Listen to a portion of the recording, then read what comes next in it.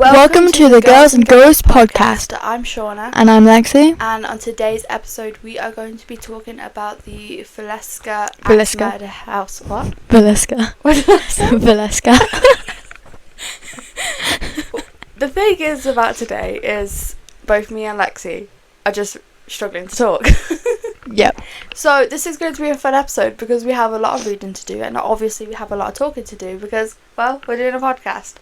So, Villisca Axe Murder House. Villisca Axe Murder. So I'm going to be reading the facts off of the laptop, as we have got the facts from the Villisca Axe Murder House website, because we wanted to make sure that all the facts we talk about today are correct. So let's just get right into the episode.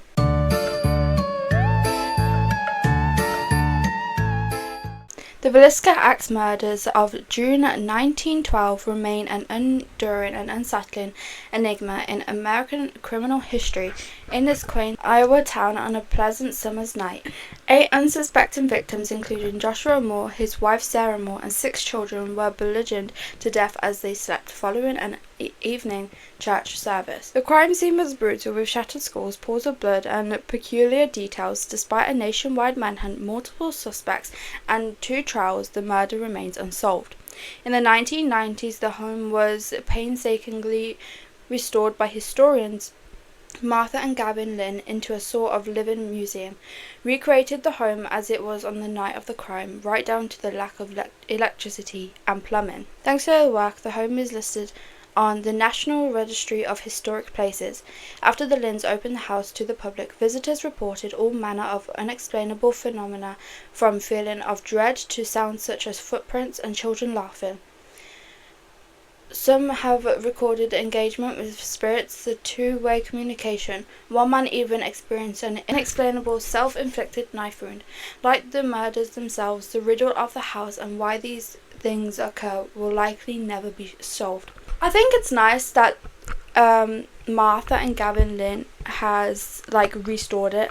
I'm just intrigued of why they wanted to restore the place exactly like that night. So then people can see what it's supposed to, what supposedly happened. Is that the word? Supposedly happened? Yeah. Supposedly happened. Yeah, but also when they restored it, is that when everything started to happen? I can't remember. From videos that I've watched quite a few videos on this. But I mean, it would make sense because that's bringing back the history to that place of where it happened. So restoring it, I feel would have, if it wasn't already, would have brought all that paranormal activity. Okay, so the next section is the murders. Joshua Moore, then 34, was one of the town's most prominent businessmen who secured a franchise to the booming John Deere, I think that's how you say it, company. Previously worked 9 years for Frank Jones, the owner of a hardware agricultural supply store and a state politician. Moore set up shop directly across the street from his former boss. Joshua was part of the large family, most of whom lived in Villisca, including his parents, and 6 of 8 living siblings lived in town. The Moore family was deeply interwoven into the fabric of community. Joshua married Sarah Montgomery on December 6th of 1999 at the home of her parents. Like the extended Moore family, they had Villisca from Eloise. In 1912, they had 4 children: Herman, 11, Catherine, 10, Arthur, 7, and Paul, 5. On Sunday, June 9th, the family and the Stigner sisters attended a special evening children's program at the newly constructed Presbyterian church, just 5-minute walk from the Moore house. 2 friends of Catherine's were part of the special program. Ina May, sorry if I've said that wrong. Is that Ina? What? I would guess so. I've had some people say Ina and some people say Ina. Ina or Ina? Sorry if I say it wrong.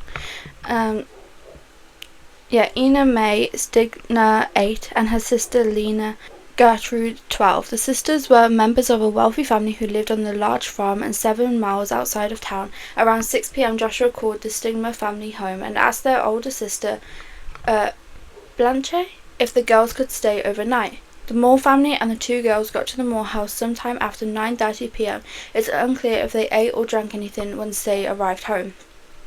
The Moores had added a twin bed into the downstairs sewing room, so the Stigler girls slept there, wedged together in a single twin bed. Catherine joined her brothers in an upstairs bedroom next to their parents. Sometime after midnight, someone wielding an axe attacked J.B. first. Sarah was next, and like the rest of the victims, she was bludgeoned only with the blunt end of the axe. Leaving the parents dead, the murderer went into the adjusted room and killed the 4 more children, then headed down to the parlour bedroom where he killed the Stigler sisters. Then, in a chilling encore, the murderer went back upstairs and savagely attacked the already dead bodies of the Moore family, whacking Joshua an estimated 30 times and rendering the other victims' faces unidentifiable with future beatings. He took such ferocious swings it left marks on the walls and ceilings. Yes, I've seen that in like videos that I've watched. Yeah, same. And it's wild to me. Like, people always say, like, how did the children sleep? And, like, it hit the wall and everything like that. But I'm just going to assume they weren't asleep, because by that point, how can you be? Yeah. Then the killer walked around the home, covering all the mirrors, a common practice during wakes and funerals at the time, and covered the victims with pieces of cloth and clothing. He closed all the window blinds, and on the 2 windows without them draped pieces of the family clothing. He returned to the girls' room downstairs, where he left the axe, believed taken from the Moore's own cold shed, and leaned it up against the wall. He washed his hands in a pail of water, made himself a plate of beans, and tucked into some bread before he left, locking the door with the house key behind him around 5 a.m. Wow. I've heard different versions of this story. Like, different versions are always going around. Can I just say, who is that sick? Not sick in a good way, by the way. Sick as in, like... Yeah. Terrible. Yeah. To, like, just murder loads of people, like a whole family, and then just go eat some beans. Yeah. Well, apparently, from what I've heard, and what this is kind of saying, is he didn't even eat it. Like, he cooked himself a meal and didn't even touch it. Like, he cooked it and then left without even eating it. Okay, so now that's just a waste of food. Well, it just doesn't make sense. Yeah, it really does not make sense. And obviously, because we don't know who the murderer is, it makes me believe that maybe they knew them. Just because, why would someone randomly make such a terrible attack? Yeah. I don't know. Well, why would anyone generally? But it just makes you think a lot. Okay, the next one, it's called Crime Scene, and it says something terrible has happened here. I'm going to guess we get a bit more information. The Moore's next door neighbour, Mary Beckham, went out to hang laundry around 5 a.m, just as the sun was rising. By 6 a.m, it struck her as odd that the normally boisterous family wasn't awake, especially given the children were expected at school that Monday morning. By 7 a.m, she became increasingly concerned. Their horses were restless and the other animals hadn't been fed. She knocked, disturbed by the stillness. She attempted to look in the window, but all the curtains were closed. She tried both the front and back doors. Both were locked. Concerned, she called JB's brother home and spoke to his wife. Was it possible that the Moores were ill? Was Joshua's father ill? She called his store and he wasn't there either. At 8:15 a.m, she got hold of his brother Ross, who arrived and let himself in with a key. At first, Ross saw nothing wrong. Then he went into the first floor bedroom and saw a sheet pulled over the bed where the Stigler laid. A hand fell lifeless below it. He could smell a dreadful blend of copper and blood.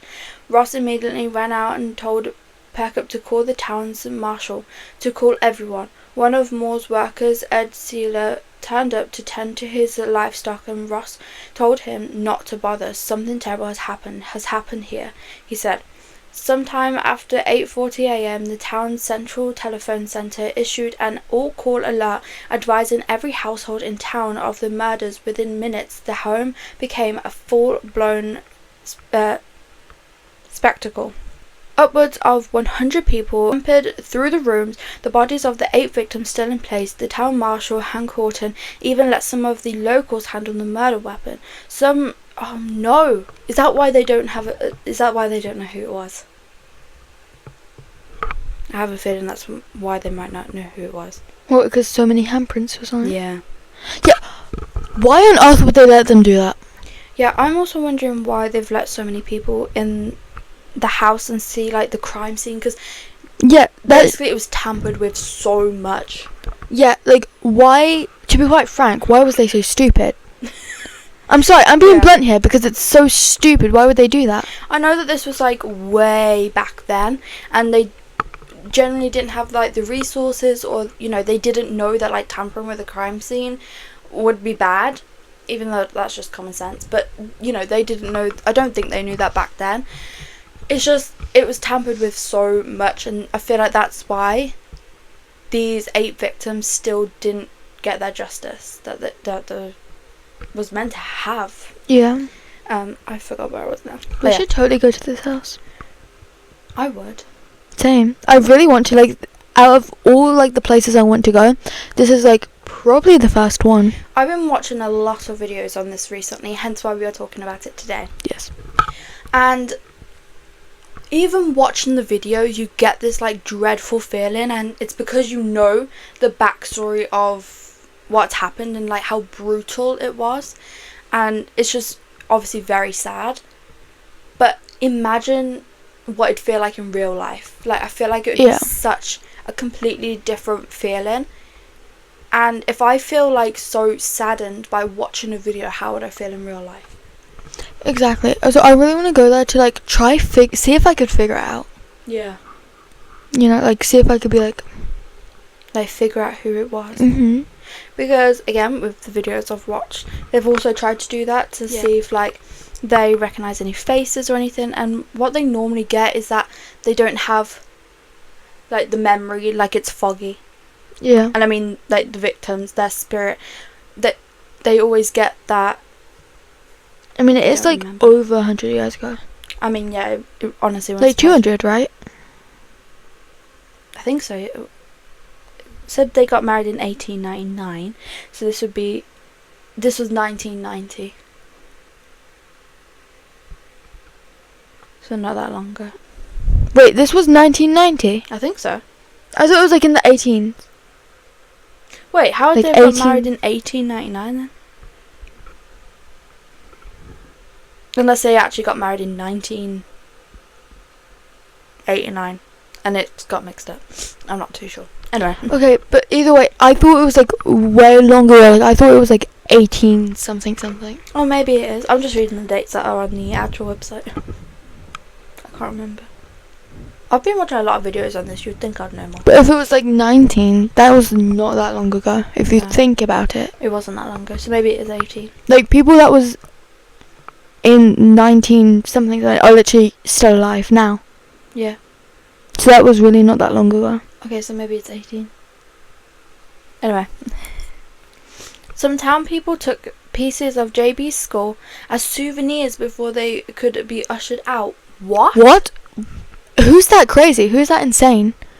I didn't even know that. Like, that hasn't been mentioned. Is everyone, like, that psycho? Why would they do that? Was everyone that psycho? Is it because it was, like, the first big crime? So it's like...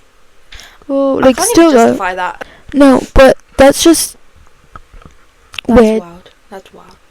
The county Dr. Lindquist, I think I say it, sorry if I said that wrong, arrived at the scene of the crime at approximately 9 a.m. After viewing the scene himself, he later met with Horton, who had been the town's night watchman that Sunday, and Sheriff Orrin Jackson to review the information they had collected. Lindquist, appalled by the flow of people in the house, urged the sheriff to get the National Guard in place to secure it.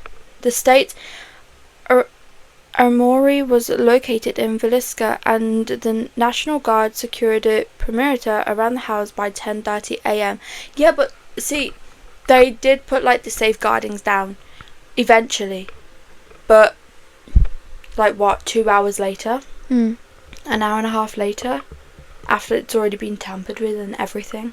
Yeah, so then there was no point doing that. So it was too late by then. Everyone had already like been within the crime scene. Yeah, see, that really annoys me. Like, why be so stupid? You are brutally honest. Well, just like, why be so stupid? A local druggist whose hobby was photography showed up to take photos, but he was dismissed. Told Did you say photography? Photography. Oh. Photography. I was gonna say, is there such thing? Oh my goodness! I'm so sorry for my reading today. I don't know. My reading today. I don't know what is. Well, no, I know what's going on with me. I finished 2 exams today, so You're a bit got me in La La Land. Yeah. Anyway, a local druggist whose hobby was photography showed up to take photos, but he was dismissed. Told taking photos was too ghoulish. He may have had an economic motive. Many drugstores sold postcards of crime scenes at the time. Oh, okay. Although linguists called members of the coroner's jury together in late afternoon, it was several hours later before they entered the Moore home to view the bodies. After 10 p.m, he called County Attorney Ratcliffe to finally give permission to the undertaker to remove them. See, why would they wait hours to go and actually go in, right? Because how would they actually figure out how long ago was they murdered, if that makes sense? Because obviously you would be able to tell from how fresh the body is. Yeah. Does that make sense? Am I making sense? Yeah. Well, today it wouldn't matter so much because, they do autopsies. They know when you died. But back then, if we're thinking it's the 1800s, they didn't have any of that. So I don't know how they would have estimated to be. So yet again, stupid. You really like that. That's all Lexie has to say today. Well, they're being stupid. Well, they were being stupid. Yeah. The fire station has been set up as a temporary morgue, and it was close to 2 a.m. before all the bodies had been transported there. Wow. So it took a good probably roughly 12 hours. Yeah. For their body to be transported and stuff. Oh my goodness. This was the investigation that went on. So, early 20th century lacked forensic technology common now. Yeah, that's what we were saying. Even evidence collection such as fingerprints was not widely used. Based on initial estimates, doctors estimated the murders occurred between midnight and 2 a.m. I've heard that it's estimated between midnight and 5 a.m, so that's interesting. The victims' autopsies revealed all died from severe head injuries. Oh, right, okay. So they died between midnight and 2 a.m. So all that happened within 2 hours. Wow. It's crazy. And then Bruce made some beans. Lexie, you can't make a joke right now. I don't help it. I'm a joke person. Yeah, I know, but it is definitely. Yep. It's shocking how someone can just do that and then make some beans and then not even eat it. It's like, what runs through their brain? I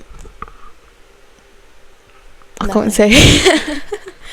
The victims' autopsies revealed all died. Yeah, I read that. Some wondered how a murderer could maneuver in a compact, creaking farmhouse without awakening anyone.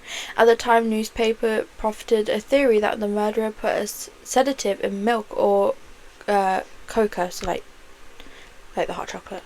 But toxicology studies weren't a routine part of autopsies at the time.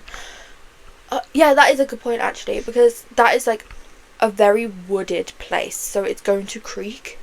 So how would he have got around without or she, we don't know. How would they have got around without waking anyone up? You know what I mean? Good point. I don't know. After reconstructing the events of the night, the investigators focused primarily on gathering statements from neighbours and towns. Yeah, I know. Or book a stay. You can stay overnight. Should we stay overnight? Nah, I wouldn't sleep there. But I would, like, if I was to book it, I wouldn't book a tour. I would book a stay. So then, but like, I wouldn't sleep there. I would just book a stay so then I have all night. Mhm. And then I would dip. Yeah.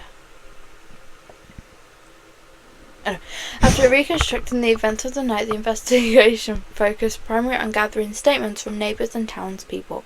They ruled out burglary as a motive. JB's wallet with cash was left untouched. Both of the Stingler girls' bodies had been moved after they died. Ina was set on her stomach, her posterior in the air. Sorry if I said that wrong. Lena's body had also been moved and her undergarments removed. Her legs had been positioned to reveal her genitalia. Despite the lack of undergarments, Lena did not appear to have been molested. In the barn, investigators found an imprint in the hay in the barn next to the knot hole, where they believe the killer observed the family for some time. 2 spent cigarettes found in the attic suggested the murderer could have entered the house via a window or unlocked back door and hid until the family returned from church. 2 curious bits of evidence were uncovered: a gas lamp with its glass chimney removed and its wick turned down so it would give off only the faintest bit of light was discovered upstairs. A fragment of a keychain not belonging to the Moores was found downstairs. After the limited investigation, the coroner held an inquest the next day, June 11th, 1912 is when it happened. 1912. But still, they didn't have all those resources then. Yeah. How do you actually have to be to legally go to a, like, not book it, but like go to it? Oh, I don't think there was a certain age. Really? I thought it was like 15 or like, like, because it's like actually like spirits and all that. I think you should be fine. I don't know if there's an age limit. Because I thought it was like 15 or 16 or... I don't know. Okay, now, if you didn't know this already, there was 13... No. Oh no, there's actually 14. 14 witnesses. There's actually... No. There's 15. Sorry. If you didn't know this already, there's actually 15 witnesses, which is actually quite a lot considering. I didn't know that. So the first witness was Mary Beckham, which is the next door neighbour. Next door neighbour, she went out to do the laundry and noticed that, like, they should be around. The second witness is Ed Selly, the Moore employee. The third witness was Dr. J. Clark Cooper, first physician on the scene.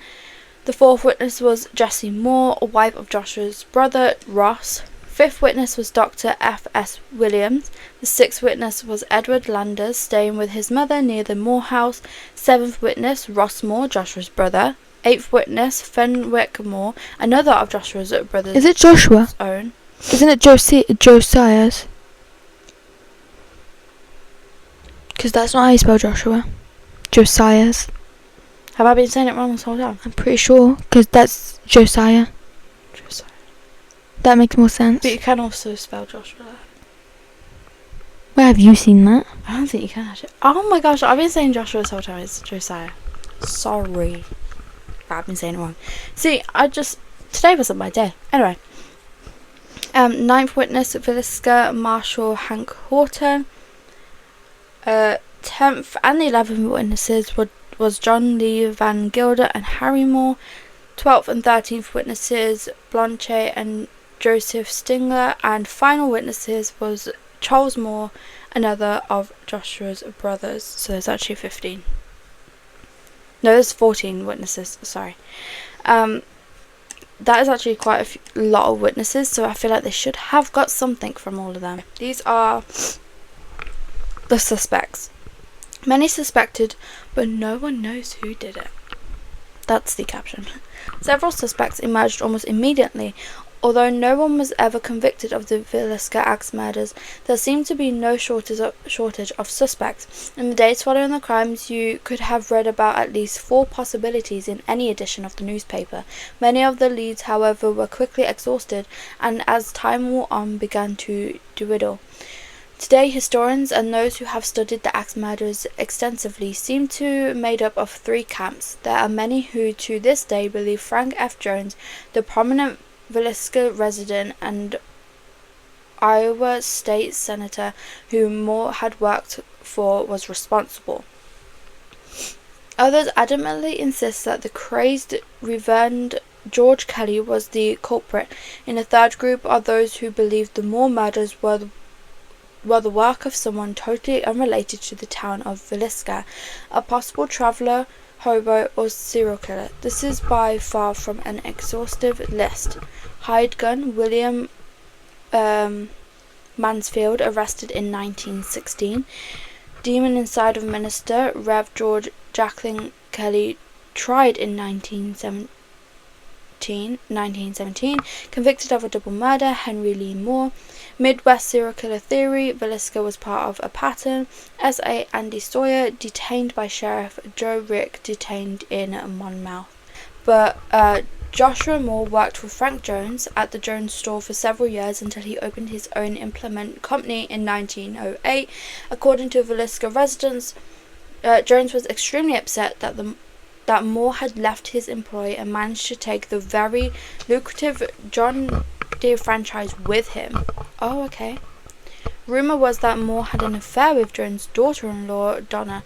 With further fanned the flames, Detective Wilson of the Burns Detective Agency accused Frank Jones and his son Albert of hiring William Mansfield to kill Josiah Moore. Neither Jones or his son was arrested, and both denied any connection to the murders. I jumped so much from your Sheen thing. Oh, so I've just noticed, so random. You have multiple tabs open. Audiobook, horror video, Book video. and then this tab. Yeah, there's a running theme. They can say that. Then there is the Rev. George Jacqueline Kelly, who was arrested in 1917. See, whenever I watch videos and they show this picture, I actually get creeped out. Yeah. No offense. The other prime suspect in the axe murders was Reverend George Kelly, a travelling preacher originally born in England. Kelly and his wife settled in Iowa in 1912 after several years of preaching throughout the Midwest. In 1917, Kelly was arrested and charged with the murder of one of the victims of the Villisca Axe murders. Kelly was about to enter a Presbyterian seminary and was doing some work for the Presbyterian Church in Villisca. Okay. I'm trying to keep this short, otherwise I'll be reading forever. Then there's Henry Lee Moore. And as early as May 1913, investigators speculated the Moore family's murder might be part of a string perpetrated by serial killer M.W. McClatchy, a Medical officer assigned to the Villisca case, announced that he had found a suspect in those murders and 4 other crimes others committed throughout the Midwest around the same time. His suspect was Henry Lee Moore, not a relation to Josiah Moore. Henry was born. So Henry Lee Moore isn't related to Josiah Moore, which is interesting. And then there's S.A. Andy Sawyer, detained by the sheriff on June 18th, 1912. And it says every hobo, transient and otherwise unaccounted for stranger was also a suspect in the Villisca Axe murders. And one such suspect was a man named Andy Sawyer. As with many other suspects, no real evidence linked Sawyer to the crime. However, his name came up often in grand jury testimonies. Then there is Joe Rick, detained in Monmouth, June 15th, 1912, and it seems like he stepped off a train wearing shoes that were covered with blood, and that is why he was a suspect. And then there is rebirth of the serial killer theory. Researchers today believe a serial killer travelling by train in a plausible explanation for not only the murders in Villisca, but other similarly random axe murders ranging from 1910 to 1919. They point to the pattern of crimes McClatchy identified in 1913. Most ruled out Henry Lee Moore as a good suspect. However, in the other cases, robbery was not a motive, while in his case, greed was the obvious driver. Some signatures of the other crimes are missing, such as covering the victims' faces. Also, this spree seems to have started earlier, while Moore was still detained, and continued after his imprisonment. Crime researchers Beth has suggested as many as 10 incidences that occurred close to the railway tracks, but in locations as far as Rainer Wash might be a part of his chain, and in several cases there was striking similarities to the Villisca crime. Wow. Okay. I'll leave it there, otherwise we'll be reading forever. And then what was the other one? I thought that was it. Yeah, that was... Wow, okay, so that is all the information we was going to run through today. Who do you think, from just the information, who do you think Well, did they it? mentioned a lot about a railway track, and the only one that was on a railway track was Henry. Because he came off the train with, like, blood on his shoes. Yeah. But I generally couldn't tell you who it was, obviously. Or Yeah. who I think. I don't really know who I think did, but I feel like if I went to the house and spoke to the spirits, I might get more of a Answer Mm. to who it might be. It's just interesting because they started to believe that it might be someone outside of Villisca, which would make sense. Just because, obviously, Villisca, I feel like it was kind of a place where everyone knew everyone. Yeah. Like, so there was no... And, obviously, where they was, from videos that I watched, apparently it was a very, like, trusted community. So everyone would leave their doors unlocked. Mm-hmm. Because, like I said, it was a trusted community. So, if it's an outsider, it would make sense. But I don't... See, Would it why make sense? wouldn't you just lock your door anyway? Like, I'm just like not even like about that. I'm just like thinking like, even if I lived in a trusted town, city, whatever, yeah, I would still lock my door just just in case, because there are people that isn't from it that just like visited, and they're still like. But, like, if I, like, I don't know, forgot to, I wouldn't be that worried, if that makes sense. Yeah. But I would purposely lock it still. Well, yeah, but they didn't think like that, did they? And if it's a trusted town and everyone does it, it's like... Yeah. It's different. I don't know. Yeah. It was back then where there were less crimes as well. Like, Yeah. you're going off the basis of today, and there's so many crimes that happens today. But back then, there wasn't many. Mm-hmm. Hence why it brought a shock to the town that it happened. Hence why loads of people ended up being in the house and destroying the crime scene. The evidence. Yeah, which led to, well, what I believe, led to them not being able to find out who actually did it. Do you think there would still be some type of evidence now, or do you think it would all be gone? That'd be... that's interesting. Other than the time, like, just...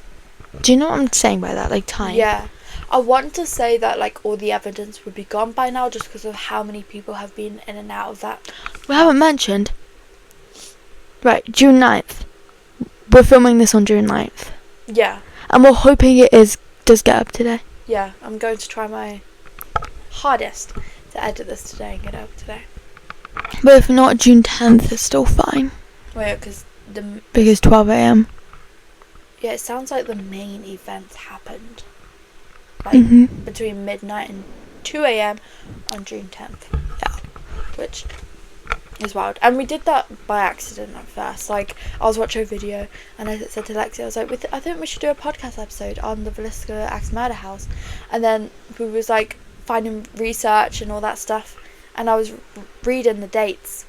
And I looked and I realised that when we planned to film this, it would be the exact same. The 9th, yeah. Yeah, which is a weird coincidence. It's like it was meant to be. It's like we was meant to talk about this today. Okay, so I think that is all that we have for this episode today. You got anything else you want to say? Oh wait, did I finish answering your question? Which question? About would there be evidence?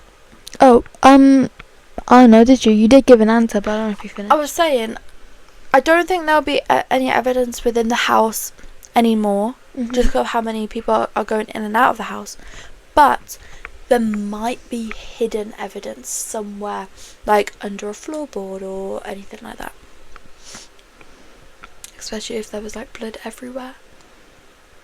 But then again, we need evidence from the person that did it, and I don't think it would be there anymore. See, that's my answer.